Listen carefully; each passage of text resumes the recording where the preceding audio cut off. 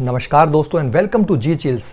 आइए इस रिपोर्ट को देखते हैं। आप सभी को अच्छे से याद होगा कि 1971 में रूस भारत के लिए पूरी दुनिया से टकरा गया था, लेकिन 1991 में जब सोवियत टूटा था तब पुतिन रोए थे।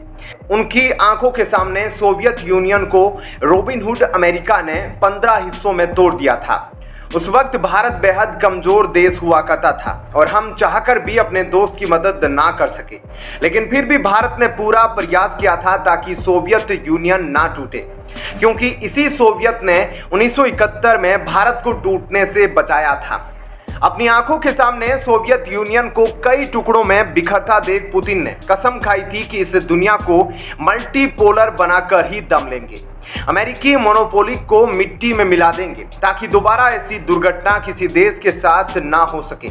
हालांकि उसके बाद भी अमेरिका अपनी मनमानी करता गया और कई देशों को तोड़ दिया और कितनों को बर्बाद कर दिया। पुतिन यह सब देखते रहे और अपने सहन शक्ति को मजबूत करते गए। सोवियत यूनियन टूटने के बाद रूस एक बेहद कमजोर देश के रूप में सामने आया था, जिसका वर्ल्ड अफेयर में बहुत ज्यादा भूमिका नहीं रह गया था। चांद पर पहुंचने में भी उसे दिक्कत होने लगी। दुनिया को पता चल गया था कि अब रूस के अंदर सोवियत यूनियन वाली बात नहीं रही। इसी कारण सोवियत विघटन के बाद से ही भारत और अमेरिका भी करीब आने लगे थे और उधर रूस और चीन करीब जाने लगे थे। लेकिन अब आइए आपको सबसे दिलचस्प बात बताने जा रहा हूं। दरअसल आज भी बहुत लोग इस बात को मानते हैं कि सोवियत यूनियन को तोड़ने में पर्दे के पीछे से चीन भी खलनायक का काम किया था। हालांकि उसका कोई पुख्ता सबूत तो नहीं है, लेकिन इस बात से इनकार भी नहीं किया जा सकता। दरअसल सोवियत यूनियन को चीन इसलिए तोड़ना चाहता था क्योंकि वे अपने बॉर्डर पर एक बहुत बड़े महाशक्ति यूएसएसआर को देखना पसंद नहीं करता था। 1969 में तो यूएसएसआर ने चीन पर परमाणु बम गिराने की भी तैयारी कर ली थी। इसलिए इस बात की संभावना जताई जाती है कि सोवियत विघटन में अमेरिका के साथ साथ चीन ने भी बड़ी भूमिका निभाई होगी, क्योंकि चीन अपने पड़ोसी सोवियत यूनियन के बढ़ते ताकत से काफी परेशान था। अब आगे का खेल जरा ध्यान से समझिए। सोवियत टूटने के बाद पूरे सेंट्रल एशिया में चीन का वर्चस्व बढ़ता ही चला गया। आज सेंट्रल एशिया के कई देशों में चीन अपने एनर्जी सिक्योरिटी के लिए पाइपलाइन बिछा चुका है। कई जानकारों का मानना है कि चीन और रूस के बीच अगला कॉन्फ्लिक्ट सेंट्रल एशिया में ही देखने को मिल सकता है, क्योंकि ये पूरा इलाका दशकों से रूस के प्रभुत्व में रहा है। लेकिन अब यहाँ चीन रूस का खेल बिगाड़ रहा है। सेंट्रल एशिया एक ऐसी जगह है जहां रूस चाहता है कि भारत भी पहुंचे, ताकि यहां के पूरा मार्केट और रिसोर्सेज पर अकेले चीन का कब्जा ना हो जाए। भारत के सेंट्रल एशिया तक पहुंचने के लिए ईरान का चाबहार पोर्ट गोल्डन दरवाजे की तरह काम करेगा। एक तरह से देखा जाए तो भारत तीन कोल्ड वार के बीच में फायदा उठाने के लिए खड़ा है।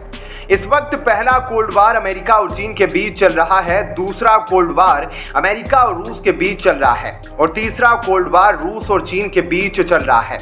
यही कारण माना जा रहा है कि दुनिया जब आपस में युद्ध लड़ रही होगी, उस वक्त भारत चुपचाप विश्व गुरु के सिंहासन पर बैठने की तैयारी कर रहा होगा। इसी कारण रूस भारत में आंख बंद करके निवेश करता जा रहा है, क्योंकि उसे लॉन्ग टर्म का बेनिफिट पता है। लेकिन अब जो सबसे बड़ा कोल्ड वार शुरू हुआ है, जिसकी मीडिया में खूब चर्चा चल रही है, उसमें निश्चित तौर पर रूस और चीन एक तरफ खड़े दिखाई दे रहे हैं, जबकि दूसरी तरफ सारे के सारे पश्चिमी देश तैनात है और इन दोनों गुटों के बीच खड़ा है हमारा भारत। सोवियत यूनियन वाले कोल्ड वॉर में जो भूमिका चीन की थी, अब 2024 वाले कोल्ड वॉर में वही भूमिका भारत की है। इस नए कोल्ड वॉर में भारत चुपचाप तमाशा देख रहा है और मौका मिलते ही धीरे धीरे फायदा उठा रहा है। ठीक इसी प्रकार चीन ने भी सोवियत यूनियन और अमेरिका के बीच की लड़ाई का फायदा उठाया था और एक तरह से कोल्ड वॉर का सेकंड विजेता बन गया था, जिसके कारण आज वे इकोनॉमिक सुपर पावर बन गया है।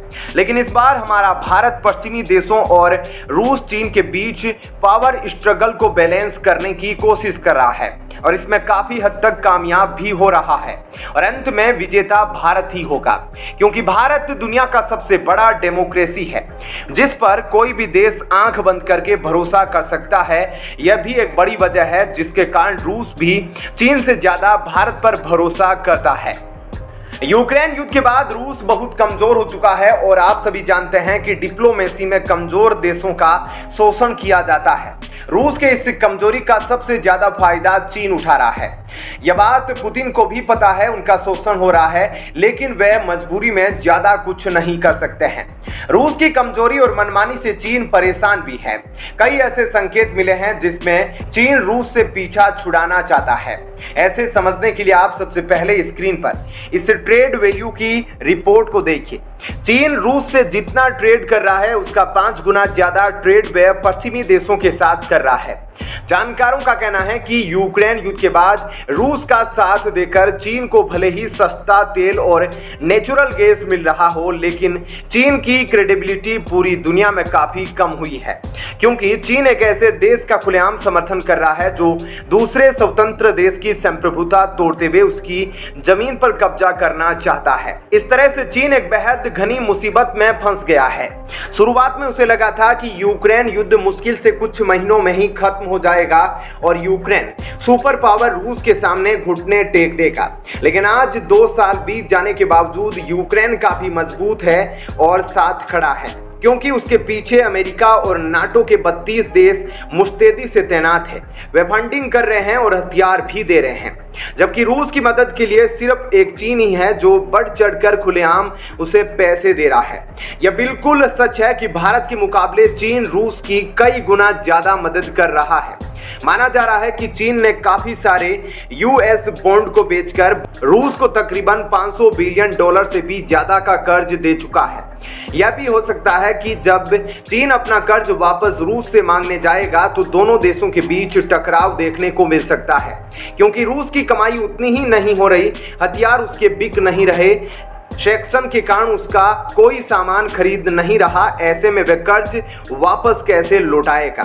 चीन यह भी देख रहा है कि वह बिना मतलब का वह रूस के चक्कर में फंसकर अपने इकोनॉमी को चोट पहुंचा रहा है, जबकि वहीं दूसरी तरफ भारत बेहद सतर्कता के साथ दोनों तरफ से फायदा उठाते हुए अपने इकोनॉमी को रफ्तार दे रहा है। इसलिए चीन अब रूस से छुटकारा पाना चाहता है, या कम से कम रूस और अमेरिका के बीच बैलेंस बैठाना चाह रहा है, ताकि इस महाभारत का पूरा फायदा भारत को ना मिल सके। आप सभी गूगल पर सर्च कर सकते हैं, एक बेहतरीन किताब का नाम है थिंकिंग फास्ट एंड स्लो। इसमें बताया गया है कि ह्यूमन माइंड के लिए थिंकिंग फास्ट और थिंकिंग स्लो दोनों क्यों जरूरी, कब हमारी थिंकिंग फास्ट होनी चाहिए और कब स्लो होनी चाहिए। इस कॉन्सेप्ट को लेकर इस किताब में जबरदस्त व्याख्या की गई है। मुझे लगता है कि भारत की फॉरेन पॉलिसी भी इसी किताब पर आधारित है, क्योंकि भारत मौका मिलने पर बेहद तेजी से अवसर को प्राप्त करने में विश्वास रखता है और इसके साथ ही जहां कठिन परिस्थिति हो वहां धीरे धीरे बेहद फूंक फूंक कर आगे कदम बढ़ाता है। इस वीडियो में फिलहाल इतना ही। आप देख रहे थे जी चिल्स, जल्द पूरे होंगे आपके सारे व्हील्स। धन्यवाद।